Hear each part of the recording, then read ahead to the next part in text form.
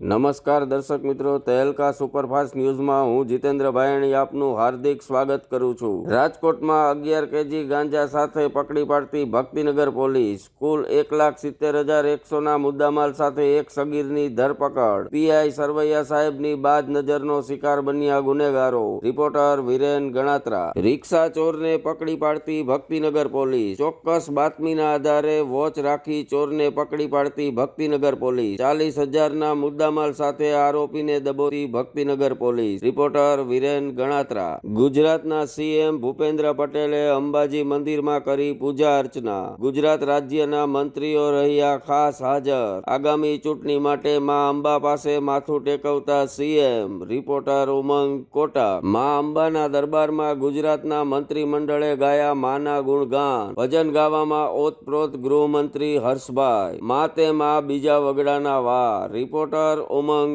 Quota. રાજસ્થાનના મેઘરાજસિંહનું સામ્રાજ્ય થયું સમાપ્ત। ઈડીએ રેડ પાડી કરોડો રૂપિયા કર્યા કબજે। હજુ પણ સંપત્તિ કબજે થવાની ચર્ચાતી વાતો।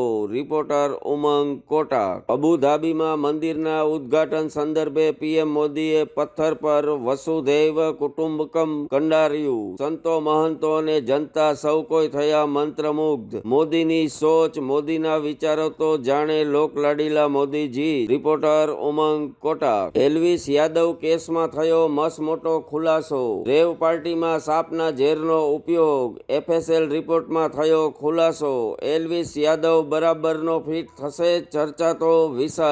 રિપોર્ટર ઉમંગ કોટા। અમદાવાદમાં થઈ એક ગજબની ચોરી। નાની મોટી વસ્તુ નહીં પણ આખી એસટી બસ થઈ ગુમ। એસટી તંત્ર થયું બસ ગોતવામાં ઊંધે માથે।